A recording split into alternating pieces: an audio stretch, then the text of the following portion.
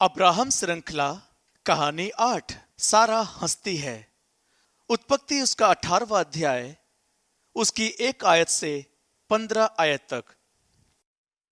हमें ये नहीं बताया गया कि परमेश्वर ने अब्राहम को उसके जीवन काल में किसी अन्य समय दर्शन दिया था, परंतु प्रत्यक्ष रूप से परमेश्वर ने पहले दर्शन के वर्णन से अब अधिक समय नहीं हुआ था। किसी को भी इस बात की हैरानी होगी कि क्या अब्राहम ने सारा को वह सब बताया था जो परमेश्वर के साथ हुई पिछली भेंट में उसे कहा गया था। नहीं तो सारा क्या परमेश्वर की इस घोषणा के प्रति कुछ भिन्न प्रतिक्रिया होती। चाहे अब तक उनकी भेंट का कारण प्रकट नहीं किया गया था, यहाँ वह इस तरह आरंभ होता है।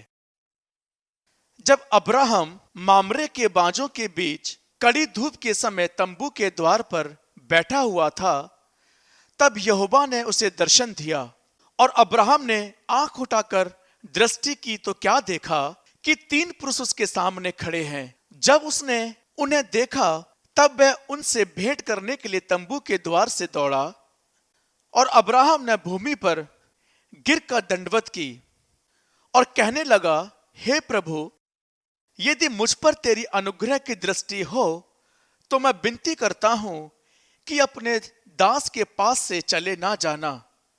मैं थोड़ा सा जल लाता हूं और आप अपने पांव धोकर इस वृक्ष के तले विश्राम करें।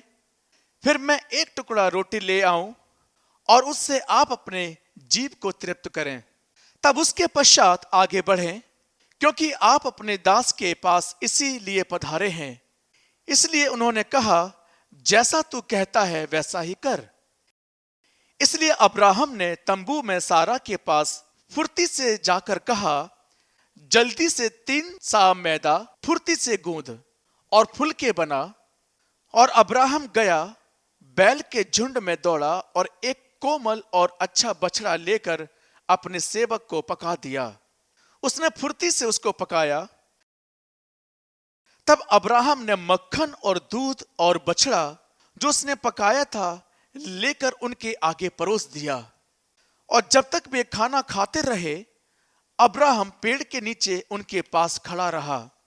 और उन्होंने अब्राहम से पूछा, तेरी पत्नी सारा कहाँ है? और अब्राहम ने उत्तर दिया, वह तो तंबू में है। और यहोवा ने कहा, मैं वसंत ऋतु में निश्चय तेरे पास फिर आऊंगा और तेरी पत्नी सारा के एक पुत्र उत्पन्न होगा। और सारा तंबू के द्वार पर जो अब्राहम के पीछे था सुन रही थी। अब अब्राहम और सारा दोनों बहुत बूढ़े थे और सारा का स्त्री धर्म बंद हो गया था। इसलिए सारा मन में हंसकर कहने लगी, मैं तो बूढ़ी हूं और मेरा पति भी बूढ़ा है, तो क्या मुझे यह सुख होगा? और यहोवा ने अब्राहम से कहा, सारा ये कहकर क्यों हंसी कि क्या मेरे जो ऐसी बुढ़िया हो गई हूं सचमुच एक पुत्र उत्पन्न होगा? क्या यहोवा के लिए कोई काम कठिन है? नियत समय में अर्थात बसंत ऋतु में मैं तेरे पास फिर आऊंगा और सारा के पुत्र उत्पन्न होगा। तब सारा डर के मारे ये कहकर मुकर गई, मैं नहीं हंसी। परंतु यहोवा ने कहा, हां, तू हंसी तो थी। अब्राहम श्रृंखला कहानी 8। सारा हंसती है।